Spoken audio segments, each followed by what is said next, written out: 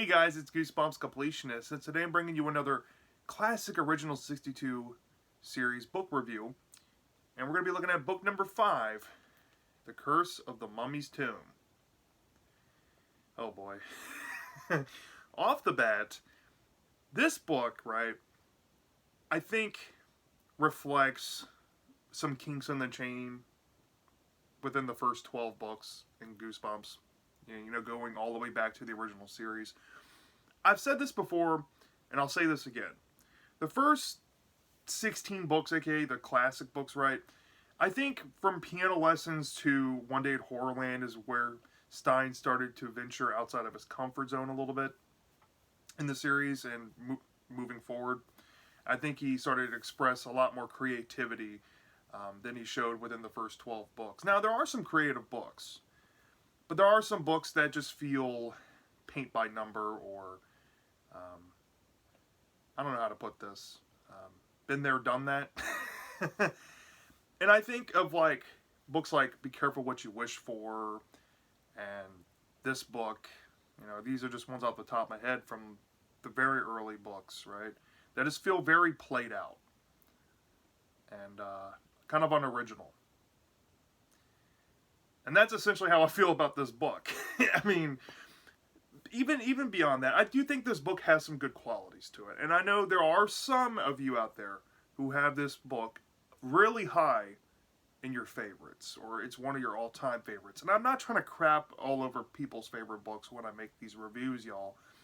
But I'm just speaking from my point of view, right? I think this book has a lot of decent qualities for it, and I'll mention them at the end of the video, but there are some things that really hold it back. And off the bat, if you're asking me if I would recommend Curse of the Mummy's Tomb, if you look at the first 16 books, aka the true classics, I would probably go out of my way to recommend any of them, maybe minus a few, and this is one of the few that I wouldn't really recommend. If you're reading the books in order, this is going to be an early one, so getting this knocked out wouldn't be too bad. But I want to go out of my way to read this. But I do think that there are some really exceptional qualities to it with its writing in some areas that I think some people might get immersed into it. And if this was like an early Goosebumps book for you to try out, I think it would be good for an early one. So for that, it's a light recommend. But if you're a seasoned reader and you haven't read this before, get to it when you feel like it. I mean, there should be no rush to get to this book. So let's get into the plot overview without giving too much away. So, the book starts off with this kid named Gabe. He's a 12-year-old kid. He's an Egyptian, right? Which is kind of different for Goosebumps. You know, Gabe is a diverse character. You know, he has a different cultural background. And, you know, he's from an immigrant family. His family immigrated to the States, but most of his, you know, blood relatives live back in Egypt, or at least do research in Egypt, right? And his family's in Egypt because his parents are researchers, and they're in Cairo, and Gabe is really thirsty. In the first chapter, it's not really a good beginning for his character, you know, to get to know him. He's constantly pestering his parents to get him something to drink because it's so hot out. But his parents, you know, don't really want to hear about it. They just want to enjoy the day. They're looking at the Great Pyramid in Egypt, nearby Cairo. And Gabe's fascinated and asking all these questions to his dad, and his dad's giving him some answers. And Gabe has this monologue to him that you catch on early in the book. This is a very monologue-rich book. In some ways, it's really more detailed than your average monologue book. And Gabe, I guess, would be a character with a rich monologue, right? But the problem is the stuff that comes out of his mouth. He is a very crass individual. And within the first chapter, he's already telling the reader that his father's overweight, and he likes to pick on his father whenever he sees an opportunity to about his weight. That's who we're dealing with in this book, right? He's just a little spiteful kid, and he's kind of bratty, and he wants what he wants, and he, you know, you just don't like him. Within the first chapter, you're just like, wow, this is going to be a rough one to deal with this kid. And it doesn't let off from that. I mean, he does kind of ease up throughout the book, but within the first third of this book, it's rough dealing with Gabe here. So Gabe, he's thirsty, and his parents are like, you know what, you're just gonna have to deal with it until we can get to a place that has something to drink. And his parents, they're doing research, and they're heading out to speak with some colleagues or whatnot, and they're expecting a phone call throughout the week because they're going to be in Cairo for a portion, and then they're going to go over to Alexandria, which is, I guess, the naval city in Egypt with historical, significance. I would rather go there than Cairo if I was going to visit Egypt personally, but yeah, I thought that was kind of cool, and I was kind of hoping they would go to both places, but you can't always win. So he's there for like the first day or two, and his parents get a call from some other researchers basically telling them that they're going to have to go to Alexandria, and they have an hour to pack and get on a flight there immediately. And Gabe's forced to either go with them or stay behind in Cairo. And he's like, well, I just want to stay behind in Cairo. I want to go see some pyramids. He's really excited. He wants to see mummies, and he's there to visit his Uncle Ben, who is a archaeologist or Egyptologist. I forget what they're precisely called. But they study cryptomology, I think that's what it's called, where they go into like crypts of the dead or pyramids, for example, and they study, ancient, or I guess, relatively old ways of burying dead, and studying old ancient cultures and stuff. It's kind of a blend of all that. And his uncle is there, and that's who they're supposed to be visiting. And he's like, well, can, he watch me? And his parents are kind of apprehensive, and they're like, yeah, we can give him a call. And his uncle says it's fine, but they're going to have to leave him there by himself for an hour. And there's this whole thing about Gabe being left in the hotel room for an hour, and in his monologue, he's so afraid. I'm like, come on, Gabe. You're talking about wanting to go into pyramids and see mummies, and you're afraid about staying in a hotel for an hour? What's wrong with you, kid? So, he's afraid, but his uncle agrees. But the problem is that his daughter's with him, and his daughter's name is Sari, which is Gabe's cousin. And Gabe pretty much tells the reader that he hates his cousin Sari, and pretty much throughout the book tries to belittle her and throw her in the mud for things that she does. And you can get a sense of her character when you first meet her. She's not the greatest character either. But Gabe's like, okay, I guess that's fine. I just got to put up with her. I just want to go to the pyramids. And his uncle's doing research in the Great Pyramid. So his parents end up leaving and leave Gabe behind for a little bit. And Gabe gets this jump scare with this person dressed in a mummy costume, and it ends up being his Uncle Ben, playing a joke on him, scaring him. And his cousin Sari comes out laughing at him, making fun of him, and Gabe's like, you know what? I'm gonna get you back, Sari. I don't like you. And Sari, is kind of busting his chops a little bit. And his uncle's like, well, we're gonna get some shut eye here at the hotel tonight, because tomorrow we're gonna go to the pyramid. And Gabe's like, okay, yeah, we can go to the pyramid. See, my mom said that we probably wouldn't be able to go, but we're gonna go. So this is awesome. So they get up the next morning. They're eating breakfast. And the uncle lays down some ground rules saying, hey, when we go in the pyramid, we're going to go through some tunnels and stuff. You just got to stay where I tell you to stay. And the kids are like, okay. So they go to the Great Pyramid, and they get, special access to a part of it. And they go down this tunnel system that leads to kind of like, they'll go down to one part. And the way it's described in the book underneath this pyramid is that these tunnels bridge off into like hundreds, if not thousands, of different directions. So it's very easy to get lost. And when they get down to this specific point that's been marked, there's a bunch of teams of researchers down there. And Sari essentially tells Gabe that once Uncle Ben is down there, he's going to forget everything that they tell them besides his research, right?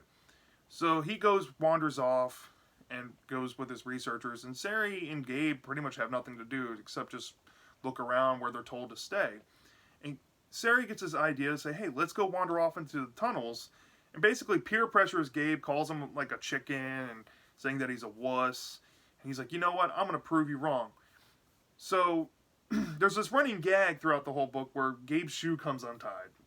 And that's how they get separated, right? It happens multiple times. So bear with me. Gabe's shoe comes untied, and he's following Sari. She has the flashlight, and she disappears. And when Gabe's untying his shoes, he reflects to the reader like he thinks she's trying to scare him, and this is typical of her, and he's not going to try to let that happen. So he goes into the path where he thought she went and finds this room with looks like a old mummy coffin or whatnot. And he goes in there and he sees that it's kind of cracked, and he hears something and he tries to open it up, and then he gets jump scared by his cousin. and Sari's like, I got you, and you scream like a little wuss. I knew it. And he's like, that's not fair. That's not funny. You shouldn't be doing that. And the kids are like laughing about it. And then they stop laughing when they realize they're kind of lost. They don't know where they're at. And then, of course, by some miracle, they get found by their uncle's assistant. Their uncle and the uncle's assistant named Ahmed, who they met earlier. And Ahmed plays a pretty integral part to the story, right? So the uncle's really mad and says, okay, enough of the pyramid today. We're going to leave and take you back to the hotel. So they do that. And later that night, while they're eating dinner, Uncle Ben pretty much scolds the kids and said, I'm really angry with you that you guys did that. And, there was a thing that Sari did to kind of make him less mad when they were leaving the pyramid, kind of telling him about her prank on Gabe. And since her father, Ben, kind of likes pranks himself because he pranked Gabe early on, he was kind of laughing at Gabe. And Gabe tells the reader, he's like, why do they laugh at me? This is so mean. I'm not going to let them get to me, right? So the uncle says, hey, look, tomorrow we're going to go to the museum. Do you guys want to go? And the kids are like, yeah, we don't know if we want to go. And then he brings it up again the next day, and he's like, do you guys want to go to the museum? And they're like, we're just going to hang out here. It's too hot outside. It was like very hot, and both of the kids just don't want to go out. They want to stay in the AC. So the uncle says, if you change your mind, he's only a block down the street. So the uncle leaves them in the hotel, and the kids are like, hey, we're bored. Let's leave. And Gabe's like, okay. Follows along with Sari. He makes a comment saying that he's not going to appear chicken to her. He's just going to do whatever. So he follows her, and they go out to the streets of Cairo. It's very intimidating, trying to navigate in the heat, trying to get to this museum, and they get there eventually. And when they get there, they go in through this weird passageway to get inside, and they're wandering around and see a bunch of mummies. And Gabe's like gawking about all these mummies and how it's so cool. And he finds a way to get a little bit payback on Sari by telling her how mummies were made, and it really creeps her out and makes her want to like puke. And he just keeps going about it, like sadistically trying to make her vomit. He just keeps going. I'm like, what is wrong with this kid? Well, while they're telling that story, they have an interaction with Ahmed, who is like a research assistant that's, kind of signed on or asked Uncle Ben to accompany them in the pyramid. And Ahmed looks really angry with them and says, what are you doing here? And the kids are like, they get this bad vibe from him that they need to run. So they run away from Ahmed, but they keep following, like Ahmed follows them. And they leave the building, and Ahmed eventually catches up with them, right? And Ahmed's like, I have a message from your uncle saying that he's in the pyramid. Or, you shouldn't be out. I forget what the message is. It's not really important, but there's a message involved. And Ahmed's like, I know, he's at the pyramid, or we're going to take you back to the hotel. I think that's what it is. I can't really remember. But they have to get into the car with this guy. And they essentially do. And when they realize that they're not being, I think it's the hotel, when they're not being taken back to the hotel, they think that they're being kidnapped, so they escape the car and run through the streets of Cairo, back to the hotel, and they run back to the room and shut the door, and they're waiting to see if Ahmed comes, but their uncle comes back, and the uncle comes back looking distraught, and the kids are like, "Oh, we got something to tell you. Ahmed tried to kidnap us." And he's like, "Ahmed? That sounds weird." And he tells the kids that some of these workers that he works with have come down with this illness, and they seem to be associated with this curse that Ahmed, throughout the story, has been bringing up, that there's a potential curse involved with, like, for going down unventured tunnels underneath this pyramid can unleash, some ancient evil, essentially. And since the workers are, kind of falling ill, and Ahmed apparently try to kidnap them, the kids are like, "Well, we don't feel comfortable here by ourselves." So Uncle Ben reluctantly says, "Okay, you guys can come to the pyramid with me tomorrow, but you got to promise you stay with me." And Gabe and Sari are like, "Okay, we'll do that."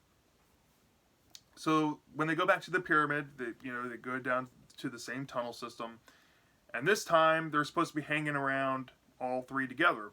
Well, Uncle Ben and Sari kind of split off, and of course Gabe's shoe comes untied again, and he has to go find them.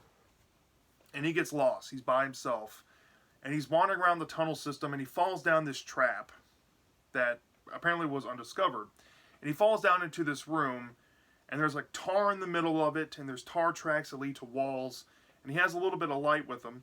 So he's walking around, and he sees a bunch of mummies just piled up on the walls all around the room. And this freaks him out. He's like, "What is going on here? Why are all these mummies here?"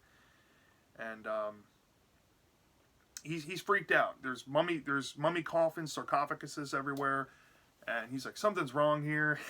But I made a discovery, and I have to find Sari and Uncle Ben, because this can be revolutionary. This can, change our lives. And eventually Sari finds her way into the room, and, Gabe and Sari are talking. Then Ahmed comes in.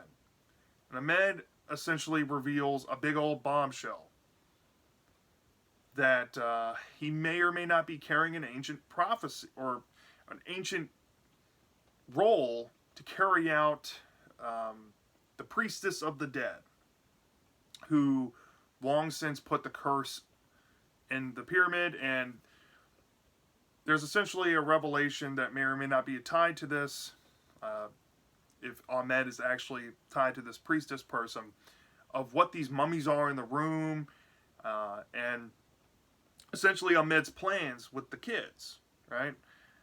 So trying to decipher, like, if this is real or not. They're like, "You know what? This guy's creepy, but he might be a little full of it." And they tried to, like, test him a little bit, but he just keeps pushing. And then Uncle Ben comes down into the room and sees all these mummies, and he's awe-stricken. And then he sees the kids with Ahmed. He's like, "Hey, what's going on here?" And Ahmed, may or may not be doing this talk about this, honoring the priestess, the ancient priestess. And all three of them get stuck in a situation with Ahmed where they're essentially, they may or may not be going to be killed. And it gets kind of dark. It goes there. And this climax is very tense, y'all. I really don't want to spoil much of it, but there's a thing dealing with some of these mummy coffins with the characters, and how, Gabe, there's some context there that he thinks he's going to die, and he's talking in his monologue, and it's very sad and very emotional. I think this is Gabe's best moment of the whole book. And by some miracle, Uncle Ben, him being an expert, knows something about these coffins that kind of help them in the situation. And there's this thing I haven't talked about in the story yet. And very early on in the book, Gabe is talking about this thing he bought from a yard sale. And the owner said it's called a summoner, and it looks like a little mummy hand. And he keeps it like a good luck charm. Well, he has it in his pocket towards the end part of the climax, and Ahmed comes back in after the trio has escaped the coffin, and it essentially is like, okay, well, now I'm going to lead you to where you're going to go next. And Gabe gets his idea to pull this out of his pocket and do something with it. Now, something happens with the summoner, and I'm not going to spoil anything else from here, where something may or may not happen within this room, with these mummies, with Ahmed, and with, Uncle Ben, Sari, and Gabe. And the situation kind of gets, a little bit scary, and doesn't really go all the places I would hope for it to go, but, it kind of resolves the situation, and they kind of get out relatively unscathed. And when they get back later on, this is where the ending happens. I think they're back at their hotel. There's a little time jump there. And let's just say the twist ending is like, is there some mummies that may have followed them home? And they have to like deal with the unknowns of that until the final sentence tells you what's, lurking nearby the hotel door. And that's essentially the Curse of the Mummies too. So yeah, positives off the bat. I would say the atmosphere is really good in this book. The way Stein wrote how Egypt felt, it's not the best atmosphere I've seen him do in books, but I was definitely immersed, and I had that Egypt idea or that desert, environment idea in my head while I was reading this book.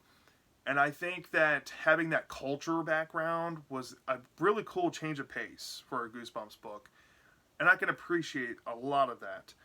Especially dealing with the cultural background of the main character, Gabe. I thought that was a really cool thing. And I kind of wish that Stein did more of that in Goosebumps. So it was refreshing. I haven't read something refreshing like this, character-wise, in a while. So that was cool. I think the climax in this book was excellent. The climax had me hooked. It was very tense. It was very dark. But the context involved with the story, how it involves history and ancient history. I love, ancient stuff. I've studied, Middle Eastern ancient history, Eastern Europe. I'm a big history nerd. This is up my alley, right? Everything here was great in the climax, honestly. I would change nothing about it, minus the resolution to it. But even then, that's still fine. The climax was cool. Ahmed, the character, is he the real villain or not? I'll let you decide when you read the book, but I really dig Ahmed's character. And if you read the book, you know what I'm talking about. Ahmed is a very dark presence in this story, and I really dig Ahmed. And some things involved with his character throughout the story kind of build some tension. And, yeah, I mean, some solid positives, right? But I do have negatives. I do have my negatives with this book. I guess I'll put it up front. Gabe and Sari, I don't like. Sari is just kind of a brat herself. Maybe not as whiny as Gabe, but she's just really mean. And that negative energy between her and Gabe throughout the story is just really toxic, and it's kind of petty, and I don't like it. It kind of weighs down a lot of this book. The first 2/3 of it is very monologue heavy from Gabe, and he's just constantly complaining about Sari, and it just gets really old very quick. And Sari does not help the situation by constantly, antagonizing him. And I haven't even mentioned Gabe, but Gabe is such a little whiny brat. He's off the bat not likable from the beginning of the book. And throughout the book, I just grow to dislike him more and more. Now, he does get kind of mellowed out near the end. And I think what happens to him kind of mellows him out a little bit. But, man, early on, he was just really annoying. He's very sucky. God, he might have been the very first crappy Goosebumps protagonist ever made. I mean, he acted awful.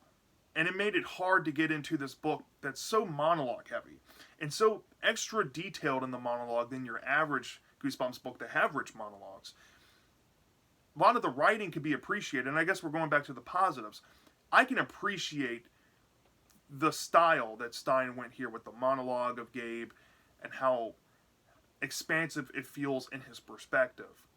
I can appreciate the writing ability here for that type of storytelling. But Gabe is not a character I want to see that storytelling told through. I mean, he's just such a whiner, and he says like he wants to do all this cool adventurous stuff that is actually scary. Then he's like, afraid to be left in a hotel room for an hour by himself, and he's constantly whining about his cousin calling him a wimp. Yeah, I just don't like him. He's just no, not a winner there. Uncle Ben, even, I would say, is a negative. I mean, he's kind of preoccupied in his work, but he's also like encouraging pranks and like encouraging Sorry to pick on his nephew. He's annoying too. Not to mention the prank stuff throughout this book. There's a lot of pranks in this story, and it gets old too. And there's numerous ones. And they're not done cleverly at all. They're just done to pad out the story to get to the climax. And that's annoying. And I guess the overall main negative to this book is just that the first 2/3 just feel padded, right? You have this drawn out exposition getting to where the uncle comes in.